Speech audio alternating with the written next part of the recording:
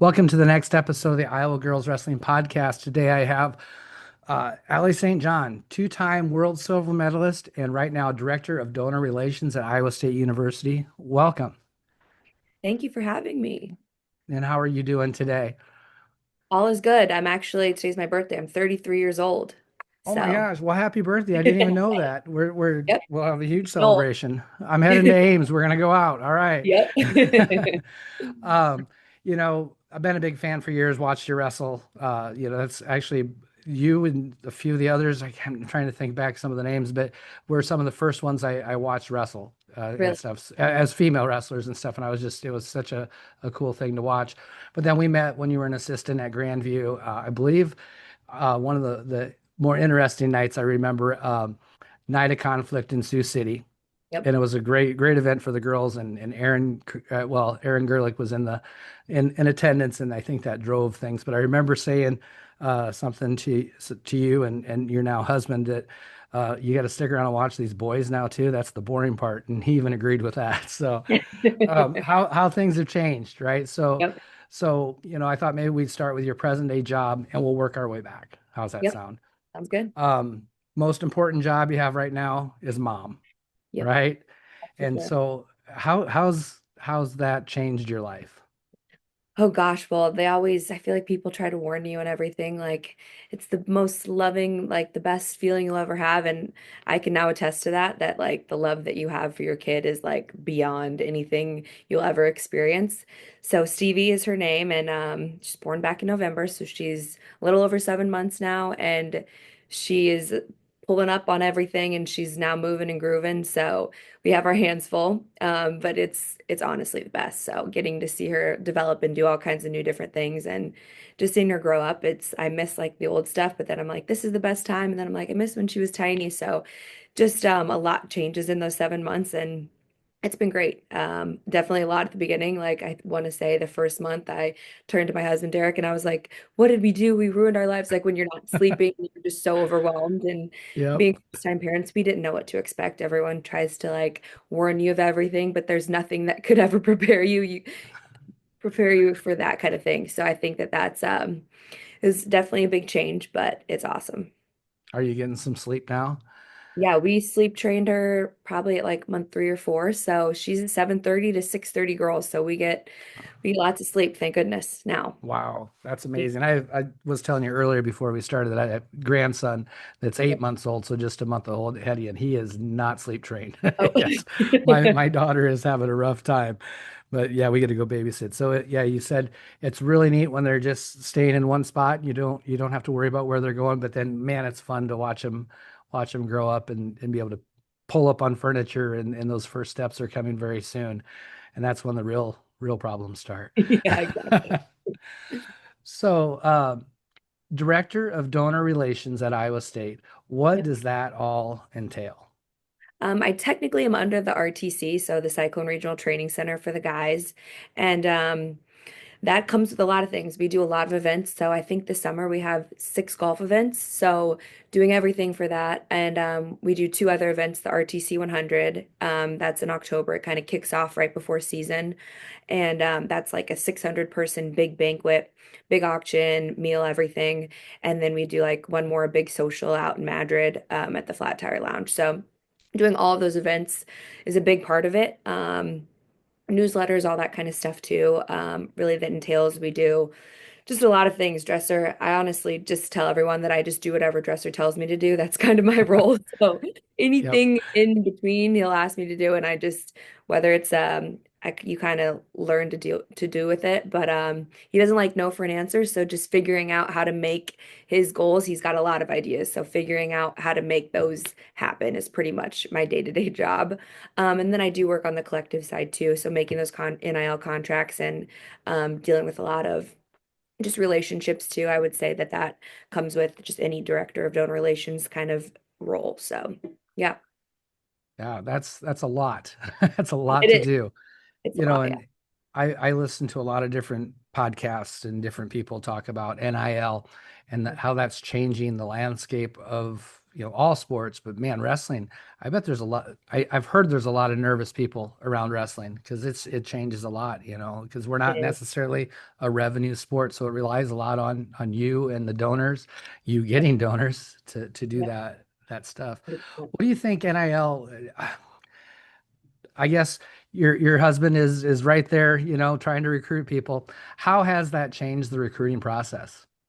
I think you're always trying to recruit and retain your athletes. I think the retaining part changes a lot of it. So you're not only recruiting them to come, but then they could get called any day and just be offered way more than they make at your school. So you're constantly trying to retain your athletes. But I think the biggest thing is just keeping that good foundation. I think that they have a great team culture here, and I think that that alone, like the guys are like a family here. So I think that that keeps everyone together and hopefully brings recruits in and stuff like that. So it's definitely different than any coach has probably ever signed up for. They probably didn't think they'd be fundraisers alongside their regular job, but it definitely comes with it. But just trying to still do the day-to-day things like build their team and definitely develop their wrestlers as they always have been, but it's definitely a lot for them Yeah, with Dresser and your husband Metcalf coming in, it has changed Iowa State wrestling, for right? I sure. mean, I told you when I first moved back to Iowa, I did go to I had season tickets. Then I got to be full-time coach, and just it's really almost impossible to make it all the time. But they closed half of Hilton off, because Mhm. the attendance was so poor. What's the changes been like at Iowa State around the wrestling program? Just anything that you can think of that's awesome things that are happening. Yeah, I think I want to say Dresser had said it before, but I think they got when they he took the job, I think they were 57th place that year NCAA's they had gotten that, and then obviously last year they got fourth, so I think that that's huge. Um, and then this past year, I know they had a lot of injuries, so that Yeah. definitely don't hold them to that. So, and then now it just got released that another Northern Colorado guy. So they have seven returning All-Americans on their team for next year. So I think it is going to be a really exciting upcoming year. But I remember Dresser also saying that he said we got to take down the what was it like curtains up top that were Yeah, blocking yeah, half of it. He's like, I want those down. So I mean, record attendance is at an all-time high for wrestling. So I think it's just a good time to be a cyclone wrestling fan. And I think the cyclone wrestling fans have always been there, but it's hard to cheer, be behind a team that's not doing the best, you know? So I think that with them doing better and getting a lot of good recruits and stuff like that, that obviously helps that attendance. And you've been to Hilton. I don't know if you've yeah. been recently when with Dresser and Co. back in business, but there's those dual meets are pretty electric, so I think it's really fun to be a part of the fan base here. Yeah, Hilton's just a fun place to go watch any sports. Iowa Yep. State, I go to a lot of Iowa State football games too, and just the fan base around Iowa State is fantastic. And it's a fun environment. Iowa State does a good job of creating a great environment.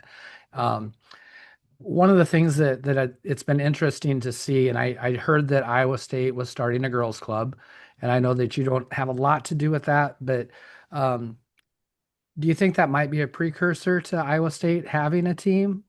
I Maybe we don't I would know. love that. Obviously that would be like the ultimate dream of mine, but I think with the whole revenue sharing and NCAA changing a lot, I think that that has a big part to do with it. I think before NIL, it was really close. A lot of D1 programs were really close to probably adding that.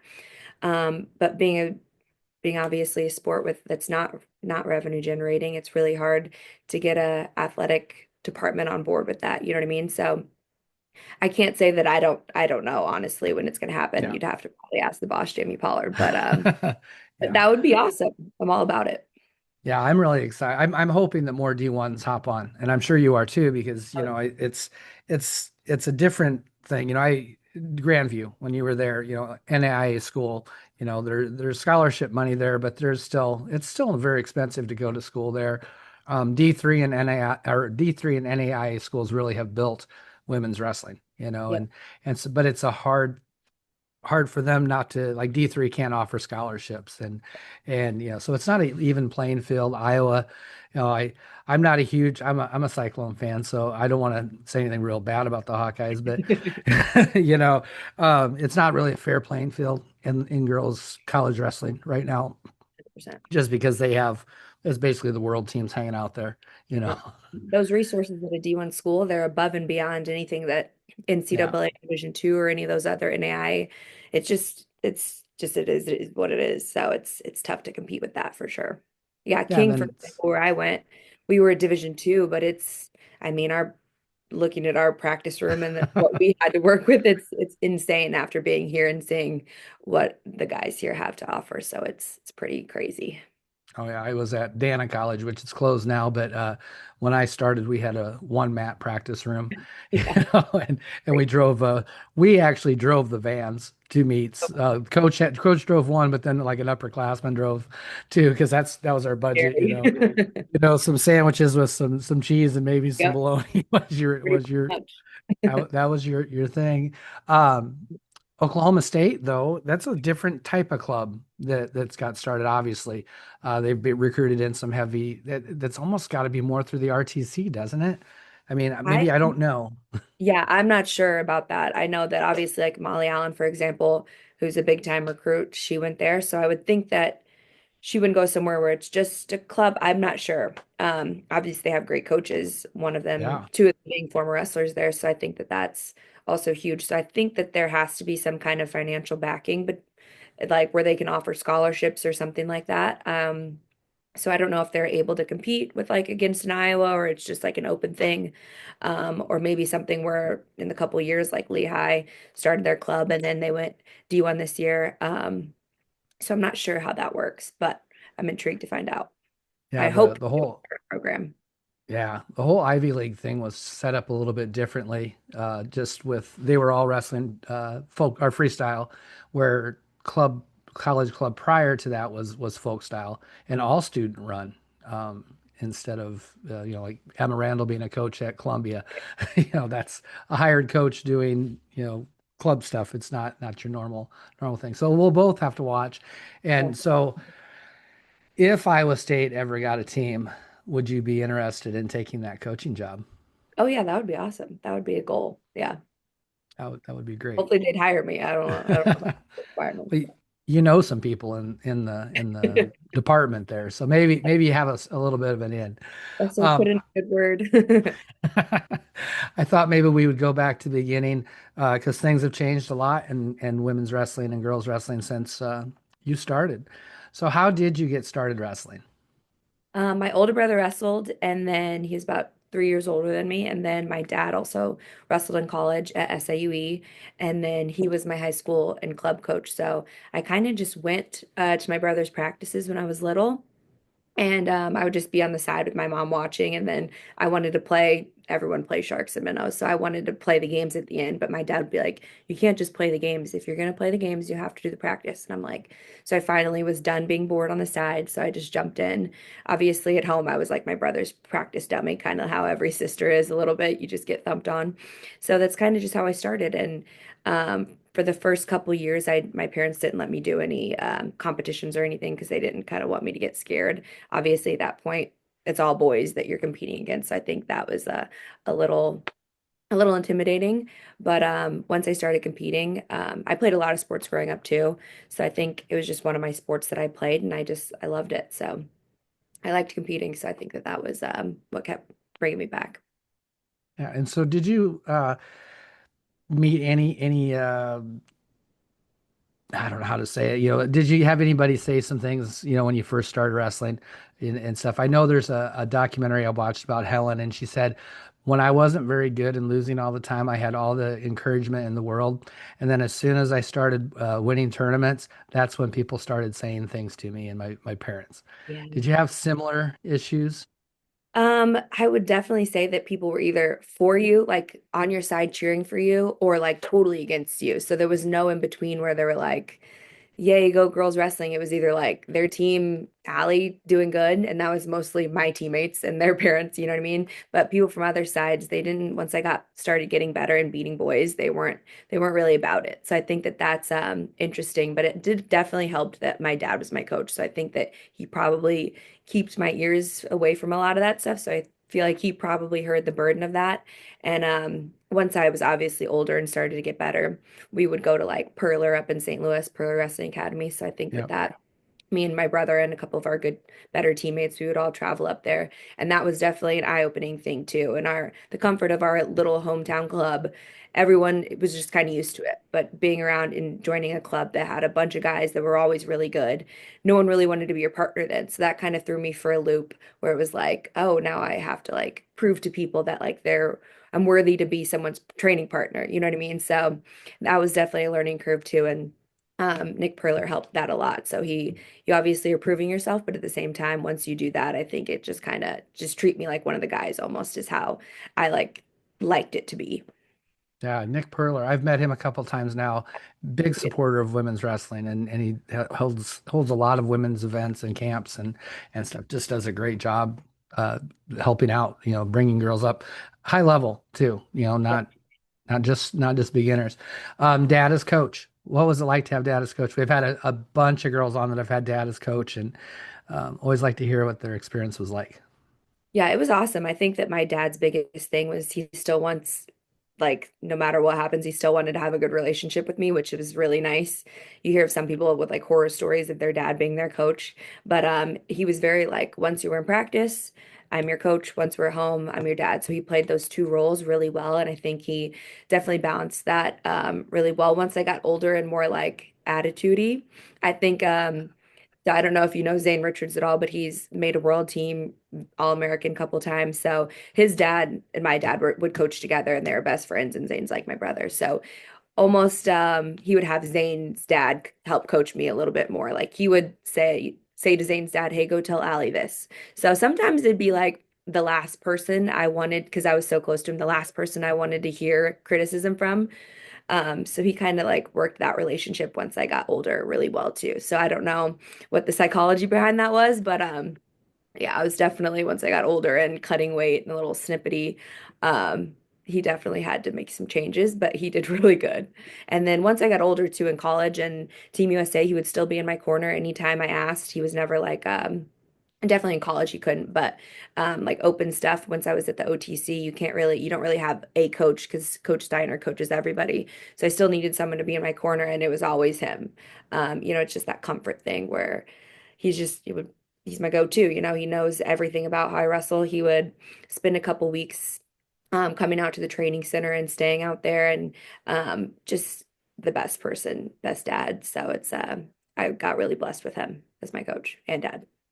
Yeah, that's awesome. I coach with Jason Shepard. His daughter wrestled for us, and we had similar things when he couldn't handle certain things. It was, hey, go get her to do this or go tell her to do Yep. that. But then I think having a dad also in that corner, they know when you're spiraling out. They know when something needs to be said. They know how to handle that. Where, man, there's some girls on our team. I don't know how to handle them, and I'm thankful I have three other coaches to go. Man, can you figure this one out? Because sometimes that's a difficult thing. Girls expect to be perfectionist. And I'm generalizing, but they Oh, want to be 100%. perfectionists. So they don't always, if they don't get the moves right, man, they get upset easily. And I've seen boys that are just horrible wrestlers have so much confidence in the world, and you don't Yeah. you're like, where does that come from? You were a really good athlete. You should have confidence in yourself. So sometimes that's hard for me as a coach to understand the psychology behind girls in wrestling. Yeah, And different. You definitely have to know. I learned this. I didn't know that about myself necessarily. But once I coached at Grandview, I was like, each girl is so different. Like I could like Madison Diaz, for example, she wanted me to yell at her and treat her like how I was treated growing up. yep. But then if I talked to that way to Abby McIntyre, for example, she might Yeah. cry. You know what I mean? So Yeah. you have to really know your athletes at a whole different level um than I ever thought. So it's really interesting to coach women. So I'm Yeah. sure you know. Yeah, it is. It's super interesting, but it's so rewarding. I think it's so much better. Yeah, we than care coaching. so much. It's not that the Yeah. boys do, it's like different though. I don't know how to describe it, but we Yeah. care a lot. For all of us that are, if you're watching a girls wrestling podcast, you're probably around girls wrestling, so you probably understand No. that exact thing. I looked back at your high school record. Thank God for Wikipedia, right? But 130 and 29, and that was wrestling boys. And you told me earlier that that was no girls at all. That's that's an incredible record to have. Had to be one of the first girls in Illinois to have 130 or 100 wins, I'm sure. Think so. The girls before Had, me were Mary Kelly and Caitlin Chase. Those were the ones that I knew that were good before me. I don't know their record personally, but I think Mary Kelly was the first to qualify for boys state, and I think that was big too. Because I know I was the second after her, or maybe Caitlin Chase was one of those two, or maybe they both did, and then I did. So just qualifying for boys state was really big back in the day. oh yeah, that's huge. And then, there's been a couple place winners in Iowa. Has Illinois had any girls place at the boys state and they're probably all sanctioned now. I should know this because I know a lot of Illinois girls. They are sanctioned. I know that. I'm not sure about after me if there was any girls that actually placed at Boys State. But I know my bracket was like it was crazy. It was Tony Ramos, one of the Dardanes brothers, Ellis Coleman. I forgot who else. There was like a couple other ones where I'm like, no wonder I didn't place at that in the That's bracket. crazy. That's an Yeah, insane it was bracket. insane. But you did do well enough in high school to get recruited by one of the best colleges at the time, King University. Yep. What was your experience at King? It's just a great wrestling school. Yeah. Actually, when I got recruited there, we got dead last that year at nationals. So it was no one knew about King. The really good school at that point was Oklahoma City University. So they Oh were yeah. number one. They had won a bunch, and then I pretty much signed to the school because they had a couple other, I want to say like three or four really good recruits that also went there. And I was like, okay, I'm not going to OCU because that was my other school I was really interested in. I'm going to go to King because I know I have good training partners. So that was a big deal for me. And I really clicked with Coach Mormon. And I still to this day, JM is always in my corner. We text all the time and he's awesome. So my experience at King was amazing. We ended up my senior year winning nationals for the first time. And then they went on that long run to win nationals a bunch since then. So yeah, I can't say enough good things about that program and Coach Mormon and all my teammates. We had really good girls like Julie Slaughter, Sarah Hildebrandt, Haley Agello, Amanda Hindy. I could go on and on about all my really amazing teammates there. So it was a really good experience. Yeah, King really became kind of the breeding Yep. ground for the world Yep. team. I mean, Yep. there's just a ton of people there for on the world team, and it was really fun to watch those. You had some success though at King. You were a four-time All-American, uh, two-time runner-up, and two-time national champion. Uh, the level jump from high school wrestling to college wrestling, how easy was it for you to make that jump? Because I know I struggled as a freshman in college and a lot of people do. How long did it take you to really catch on? Well, I know you did some freestyle prior, but going from folk style to freestyle and just that jump in that first year. Yeah, it was not too bad because growing up like in high school and stuff, I played three sports. So fall was volleyball, winter was wrestling, and spring was soccer. So not until college I really just focused on wrestling. So I think that like locked in on just one sport, I think that helped a lot of just like just wrestling. And obviously, I liked freestyle way more for my style. For the life of me, I couldn't get off bottom in folk style. So that I did not miss that at all. So I think that that freestyle transition was really, really good for me. I like throws, I like upper body too. So I think that definitely helped. Definitely, I like neutral as well. So like anything on your feet was really good for me too. But I would say it wasn't bad at being around a group of girls that really all wanted and were driven towards the same goal. Having a good coach like JM, I think that transition was honestly pretty easy for me. Very good. Um, Success after King, seven-time world team member. Do you remember making your first world team? I'm sure you do. I think we went to Budapest was my first world team. I remember my first junior world team was after that freshman year. I made the junior world team, and that was kind of my first glimpse into anything. And they were like, everyone on the world team obviously was like Jenna Burkett, Erin Golston, Adeline Gray, Helen, and Vicky.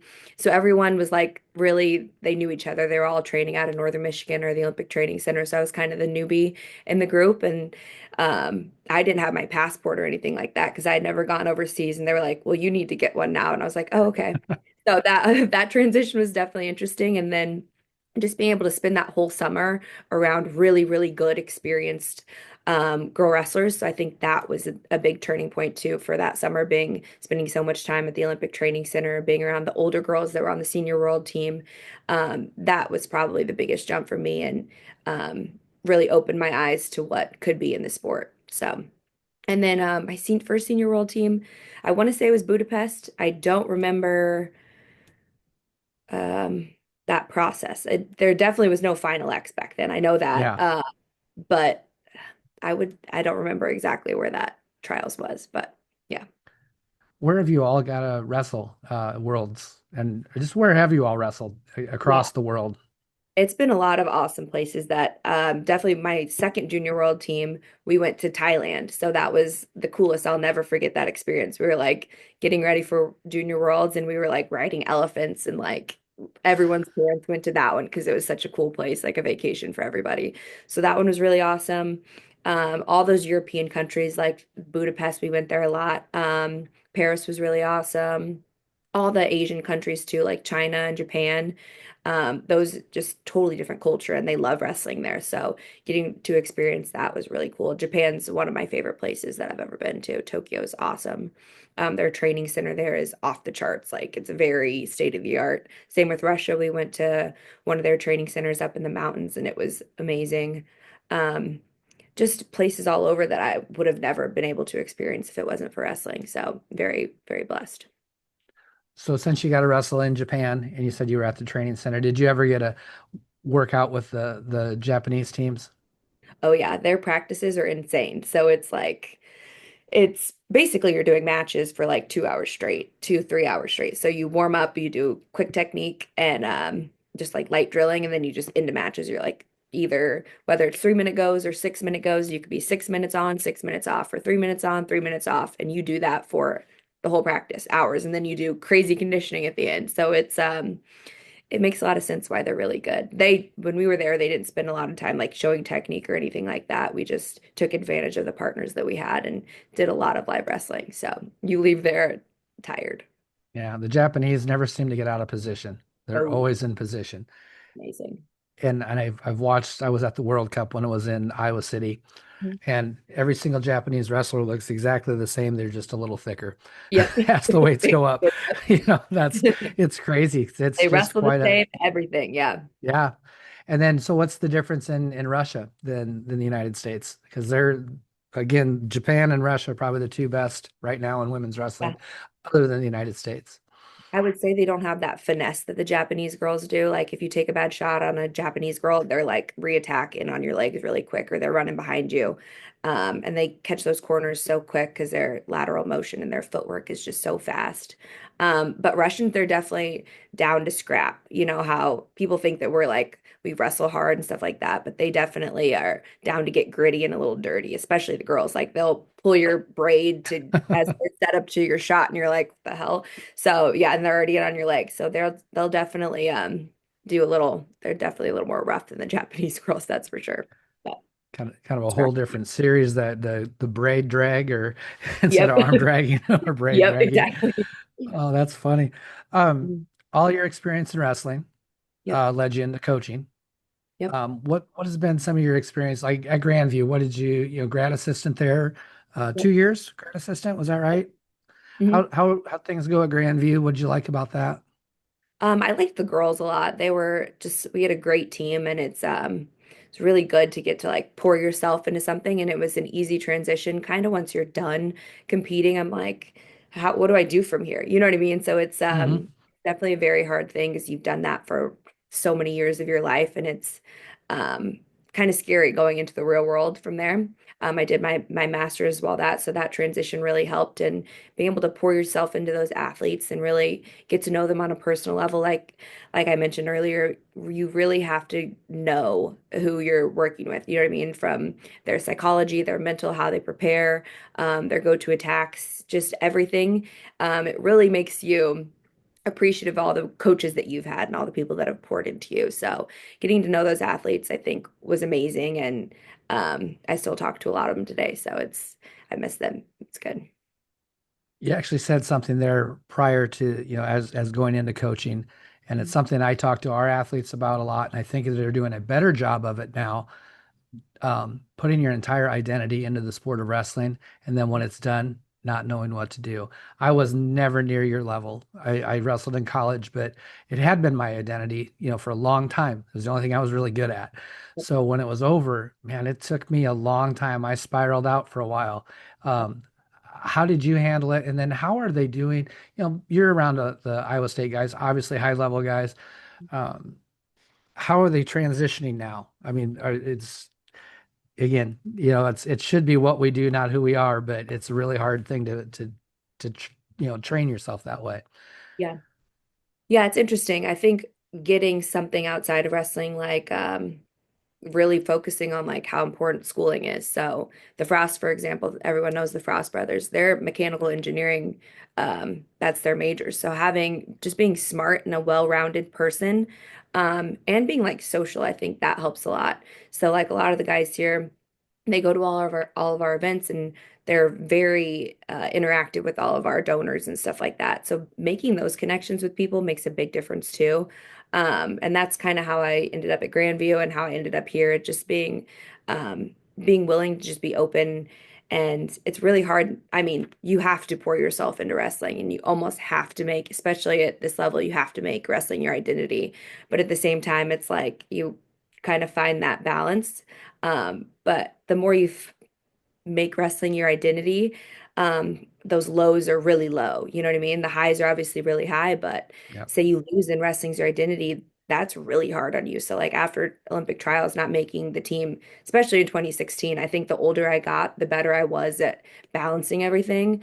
But in 2016, when I lost in the finals to not make the Olympic team, it like really, really took a toll on me. I didn't know if I wanted to keep wrestling. I didn't know because that's all I've done. That's all I work towards. You don't really think past that event. Like that event is the most important event. And then obviously, hopefully you make the Olympic team, but I didn't. And that one really, really shook me to the core. So I knew that I never wanted to feel like that again. Obviously, being things outside. So it was a lot easier transition in 2021 when I didn't make the team. I knew like that I was with Derek, and I knew that that's who I wanted to marry, who I wanted to start a family with. So I almost had like a backup plan, even though I probably shouldn't have. But I did have that. I knew I was going to move to Ames. I knew I was going to be with him and hopefully get married and start a family. So I think that in the back of my mind lessened that really emotional and physical toll that I had, and I wasn't as hard on myself after that loss.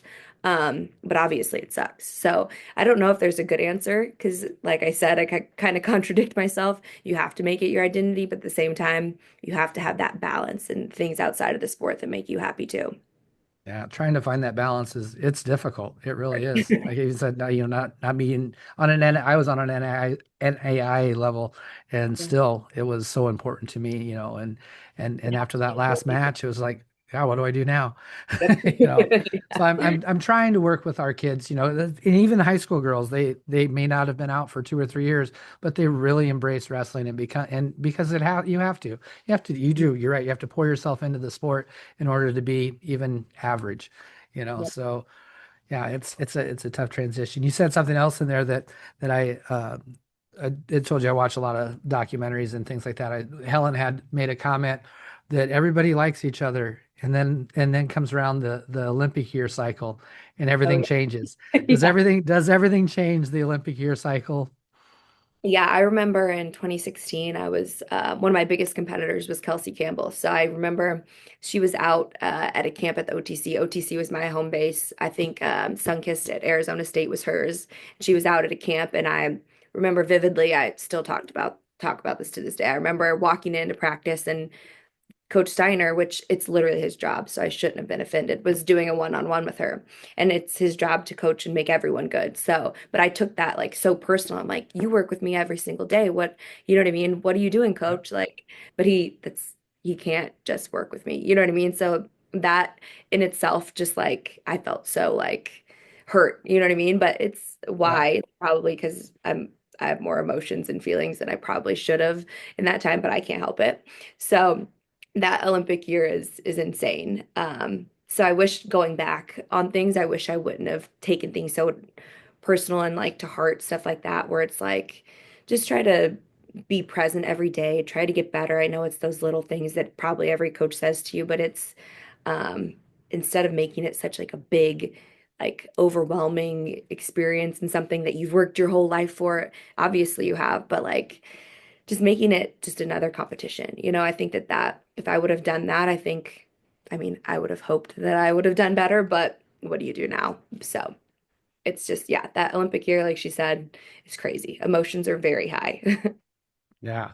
Another coaching opportunity you have had is you've worked with Big Game, which Big Game is doing amazing things across the state, but what was your experience like at Big Game? It was awesome. We had a bunch of, I called them littles, Kona Hughes, Leah, all these girls that I saw them at the big game banquet last week, and they're like grown-ups. I haven't seen them for like over a year. And I'm like, why are you guys so old and big now?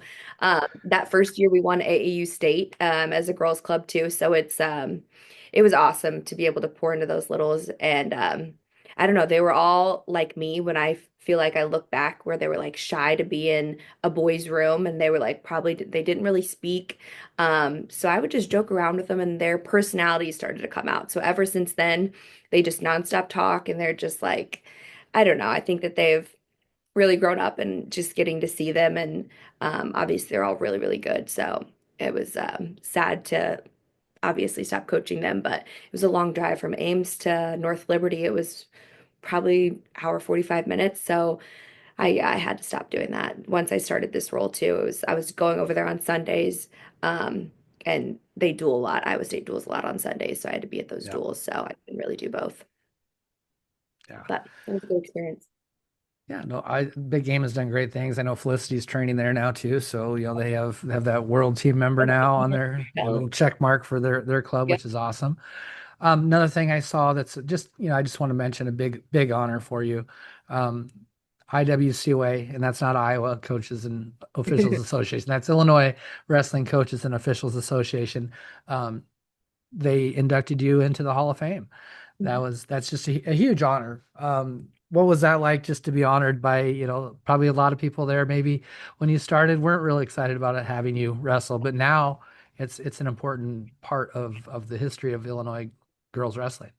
For sure. Yeah, it was huge. Other people getting inducted were like Dan Dennis and Jimmy Kennedy. So like those two names are huge. So it was just being around people who have done a lot in the sport. It was really eye-opening for me. And once you're in like your process and what you've done, and you're so in the thick of your career, you don't look outside to see how much it like impacts other people. So just getting, now that I'm done and old and washed up, it's really nice to be able to like get those awards and stuff. So it was awesome. Yeah, you definitely have been inspiration to a lot of young girls. So it's something you always have. Um, I kind of got through my wrestling end of the my outline here, but I do like to ask a bunch of questions that are kind of fun. Some are wrestling related, some are not, but we'll just get going on these. Do you guys have a pet right now? We do. We have a cat named Sushi. So yeah, he's a little munchkin cat. So he looks like a corgi, but in cat version, like short. He's super cute. And how'd you come up with the name Sushi? I don't even remember. I got Sushi when I was still competing, because you can't really have, I've always been a dog person. So you can't really have a dog when you travel as much. Like I'd go Yeah. over, and Sushi would be fine if someone went and checked on him. I'd be gone for like 2 weeks. So it was very low maintenance animal. So that's really why I got um Sushi. But I don't know why I named him Sushi back in the day, but If you could have any pet, and that can be domestic or, an exotic pet, what would you have? oh gosh. That's tough. I would say probably dog, as far as domestic, but my Are you husband looking doesn't big, really big, understand. big dog or little dog? Probably mid-sized dog if I could. No little yappers, but also no big dog. I can't imagine a big dog being in the house with us though. So I guess it just depends what my daughter want once she grows up a little bit. So probably whatever she wants. Gotcha. Good answer. She's got she's got you I wrapped around know. her finger already. Favorite wrestling shoe? I liked my Nike Inflex a lot, or those were probably my favorite. And then the Asics Japanese, the overseas Asics shoe, like the very light Yep. ones, my favorite too. Yeah, the Inflix. I just got my very first pair of Inflix. I've been asking, so this is my 49th episode of this thing, and this is one of the questions I've asked, I think, from the beginning, and overwhelmingly everybody says Inflix, and I've never had Really? Inflix. I always was an Asics person, and then I went to Rudis, and now I bought my first pair of Inflix. So Yeah, they're super comfortable, easy to break into. It's nice. yeah, I wore them about 1 hour's worth so far for an open mat. So I'm gonna wear them again tonight. Outside of I love shoes, and it's one of those things that I've even kind of become part of my coaching identity. I always get a crazy pair of shoes to wear every year. Last year I had pink Dunks that I wore Ooh. to all the meets. Outside of wrestling shoes, do you have like a favorite go-to shoe? I was sponsored by Nike, so I'm a Nike girly. So I'm wearing Nikes now. I wear a lot of tennis shoes because I always like to work out too. So other than that, I'm just pretty Nike driven. Is Iowa State Nike? Yeah, so they got all the Oh, kinds of cool wrestling shoes and stuff. All the new ones come yeah, out. yeah. Nice. Um, It's after weigh-ins. What's a good after weigh-ins food for you? What did you eat after weigh-ins to get ready for I your was match? Yeah, I was oatmeal usually, just because the carbs and stuff like that, and Element this like not a liquid IV, but like similar to that, just no Yep. sugar, some kind of electrolyte. But those two are my probably my go-to, and then something salty like a cracker or something along those lines too. But mainly oatmeal and electrolytes are my go-tos. Gotcha. So you've had a horrible hard cut, and Yeah. it's going to be one of those. It's your last time you have to worry about it. Where are you going to go out to eat, and what are you going to have? I love Mexican food. That's probably my go-to, like chips, salsa, queso, all the things. Maybe a margarita. Um, but yeah, I'm probably going Mexican food. Is there a good place in Ames to hit some Mexican food? Yes, Ella's Teca. I think we're going there tonight for my birthday. So Nice. Yeah, Ames has got some good restaurants. we do. I do like hitting Ames. It's not that far for me, so we go there every once in a while. Of course, Next, Hickory Park, you can't be in yeah, Ames if you don't go go to to Hickory Park. it. You've traveled all over the world. Yeah. I mean, the wrestling's done a lot for you, but if you could go anywhere for vacation, where would you go? Ooh. Probably. I've never been there, but it's like on my bucket list. I want to go to like a Bali or Fiji or something like that along those lines. But me and my husband, we go to Mexico a lot just to go to all inclusive and it's not too far. Yep. So I've heard those Bali, Fiji, like insane long flights. So I don't, yeah, I don't, yeah, we go to Mexico a lot The Mexico all inclusive is kind of the way to vacation. That's for sure. no worries. You can hang out in the resort the whole time. That's a Everything great you way to do want. it. Yes. So I'm going to go back to your folk style days a little bit here. It's second period, close match. What's your choice? Neutral. I could Okay. not get off bottom to save my life. Like I said, it was really hard for me to get off bottom. I'm going neutral. Very good. Yeah, see, there's a lot of old school coaches, especially I've noticed, well, girls have a tough time, but I think bottom's the hardest position for them all. I think it's the upper body strength. The pressure back is hard when you got pressure coming forward. So I think that's the problem a lot of girls have. So we got to work different things. But a lot of old school coaches are you take down, and it doesn't work in the girls wrestling world. No. Yeah, my I've dad, a lot of times I would like say down just because like everyone else said down and he'd be like, no, we're going neutral. I'm like, okay. And then one time it was like a close match and then I go down. He's like, all right, you want to go down this time? Go down. And so I went down and he's like, and after I lost and he's like, this is why we don't go down. And I'm like, okay, everyone else did it. I had a similar experience. It was an AAU state, and my it was Jason Shepard's his daughter Tatum Yep. uh, chose top down by 1 point going into the third period, and I was like, Jason, what is she doing? He was like, if I tell her any different, she'll be mad if she loses. So this is on her. On her, yep. So at Sounds that just point like in my time, dad. yeah, it's I like feel I'm like we not have gonna, very similar dads when it comes down to these stories.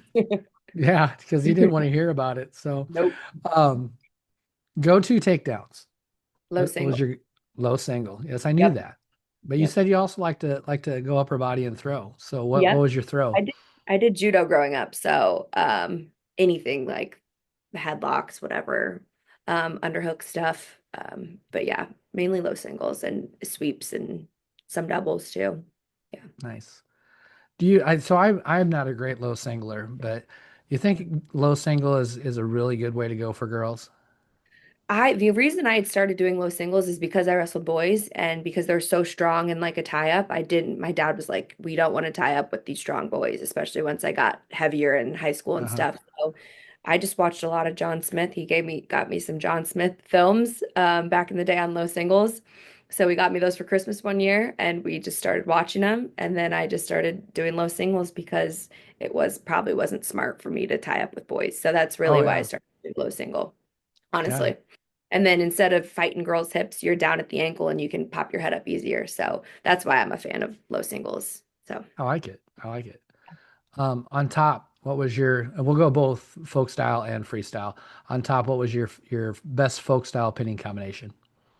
probably, oh, I don't think I pinned many people. Maybe a bar. I liked bars. Bar chicken wing combo or like a bar half series kind of thing. Hmm.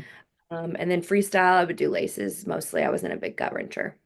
Yeah, laces seems to be the way to go. Especially a low single, man, you just transition right into Fall into that it. and you're Yep. done. Yep. And Easy then match, girls 30 are in. seconds and you're off the mat. Exactly. That's ideal. And then gut wrenches for girls, they got like funky hips. They're pretty flexible. So seen a lot of people, if you don't do the gut right, you'll get stepped over on it. So that's kind of scary too for girls.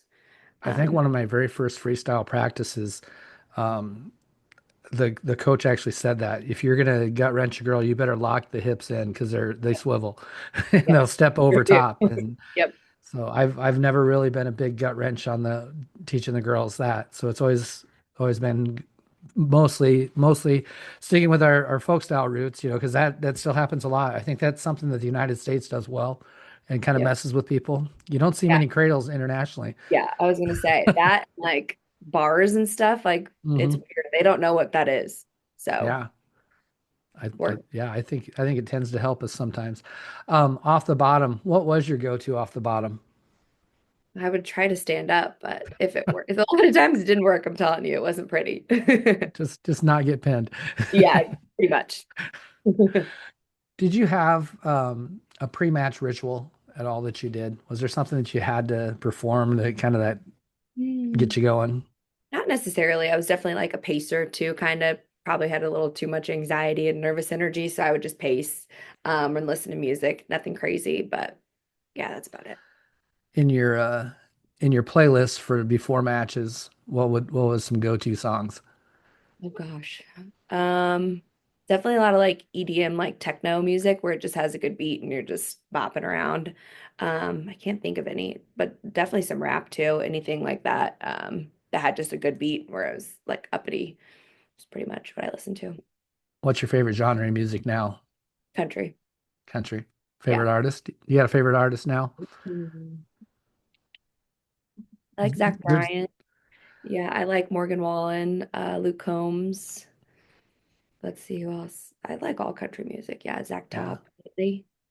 Yeah, I think right now we're in a pretty good place for music in general. I, I think for a while it was a little iffy, but yeah, I think there's a lot of good artists right now, a lot of different genres, a lot of good artists out right now. So it's kind of a fun time to listen to me. I've been a music person too for a long time, so I really enjoy listening to that.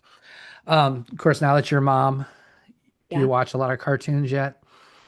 Ugh, my daughter's obsessed with Miss Rachel. Do you know Miss Rachel? I know who it is. We try to avoid Miss Rachel. Probably should have avoided Miss Rachel altogether. But no matter what happens, like if Stevie's like crying or whatever, Miss Rachel could come on and she's just like so happy, like starts smiling and just like locked in. So I don't know what she does to these kids, but it's like it's insane. It's really impressive. She just like talks in this high-pitched voice and sings some songs and Stevie loves it. So I haven't gotten the cartoons, but we try to not watch Miss Rachel that much, but sometimes you got to do what you got to do. Our go-to right now is Bluey. Have you had the Bluey. opportunity to watch No, Bluey? I've heard people love Bluey too, so Oh, maybe I'll it's check out fantastic because it's even got a little adult humor in it too. that. Okay. The All dad's right. fantastic. I relate to the dad a lot. He's a pull my finger kind of guy, and Yeah. yeah. Yep. So, were you ever a Disney person? I was not a big Disney person. Not a big Disney person. So that's one of my questions. If that I like to ask the girls if you could wrestle any Disney character, who would you wrestle? But if you're not a Disney person, it might be Not hard. a Disney person. Like I've watched like Moana and stuff like that. But I'm not like super into it. Gotcha. Do you guys watch a lot of movies? Is that something I you don't get? watch a lot of TV in general. You're To be probably honest, really busy. yeah, I was gonna say. Is Um, there anything that you guys would sit down and binge though? Maybe kind of fun together to sit down and watch a show when you're eating or something. Is there something you like to binge? we watched like Succession. Have you seen Succession? We watched that. I have not, but I've thought about clicking on it. Yep, that and like Game of Thrones. We watched that. Um, what else did we watch on? There's a bunch of like we'll watch all the ones that are like famous or something that are trending. We'll try to watch like The Last of Us and stuff like that that are Uh-huh. uh, on there. What did I watch recently? Sirens. I watched that recently. That was pretty good. Um, Other than that, nothing crazy. Usually it's like pretty slow. I wish I could binge more TV, but we don't have that much time. Well, yeah, you're both busy with careers and then Yeah. baby too. So yeah, get used to watching. Maybe SpongeBob will become your binge thing. Yeah, probably. That's what that was something we put on when the kids were bad. Throw SpongeBob on, and that's like Oh, crack well. for kids or something. So, um, if you could have any superpower, what would that be? I'd like to fly or like teleport. Um, yeah, that'd be awesome. That's what I I'd would do. get you there quicker. Yep. I would love that. In wrestling, somebody that has inspired you in your career. A lot of those girls growing up, like I said, like Mary Kelly and Caitlin Chase, those girls, seeing that other girls in Illinois were wrestling, just so I wasn't like the only one. I think that helped a lot. And then when I was younger, looking up to those girls, like Randy Miller was a big influence. She was on those older girls that were on the world team with me. They did Yeah, everything right and just kind of wanted to do everything that they did because they were successful and they were doing the right things. So I think those girls too definitely made a big difference. Obviously, Chun and um, who else? Sarah McMahon, all those girls that were on the first Olympic team were really impactful too to see people achieve those things that you wanted to. awesome. Coaches have a lot of little sayings that come out. Is there something that in the back of your head that you hear all the time? Like maybe even you're watching Iowa State wrestle and you hear your coach in the back of your head. Is there something that you can think of? Yeah, Dresser says it all the time, and we actually just did our content creator just did a coach quotes thing, and Dresser I says that watched that. yeah, you could do everything right just for the chance. So, which is crazy to me. But one thing, so Dresser says that a lot, but which I'm like, that's true. And then Terry Steiner always said he was really big on like positive self-talk. He said that would you talk to yourself the way you talk to your best friend? So like, and that because obviously we're a hardest critic. I was definitely a Yep. perfectionist, like I said, most girls are.